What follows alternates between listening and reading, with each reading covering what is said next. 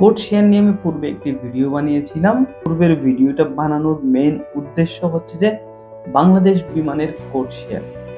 Bangladesh Biman code share agreement করেছে Gulf Air. Gulf Air হচ্ছে যে আপনার বাহরাইনের জাতীয় ফ্লাইট, জাতীয় বিমান, জাতীয় উড়োজাহাজ আপনি বলতে পারেন। তাদের সাথে একটা কোড শেয়ার এগ্রিমেন্ট করেছিল বাংলাদেশ বিমান। এটা হচ্ছে যে 9 আগস্ট 2023-এর মধ্যে।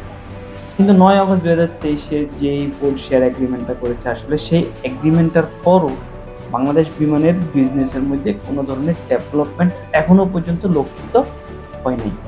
আমি ডেভেলপমেন্টের কথা আমি এই জন্যই বলেছি, জেট এয়ারওয়েজ এবং ইতিহাদ এয়ারওয়েজ যখন আপনার কোড শেয়ার এগ্রিমেন্ট করেছিল, সেই ক্ষেত্রে এবং সেইখানে জেট এয়ারওয়েজের বিজনেস ডেভেলপমেন্টটা অনেক রকম হয়েছে এবং তারা অনেক প্রফিট করেছিল।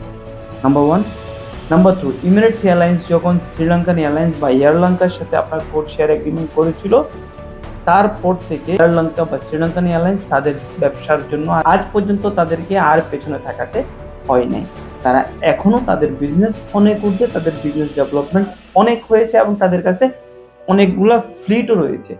আমরা বাংলাদেশি হিসাবে আমরা বাংলাদেশ বিমানের তেমন একটা ডেভেলপমেন্ট আমরা চাচ্ছি, আমরা দেখতে চাচ্ছি। আমরা চাই বাংলাদেশ বিমান অনেক ডেভেলপ করুক, বাংলাদেশ বিমানের অনেকগুলো আরো বেশি ফ্লিট হোক, বাংলাদেশ বিমান আরো উন্নত।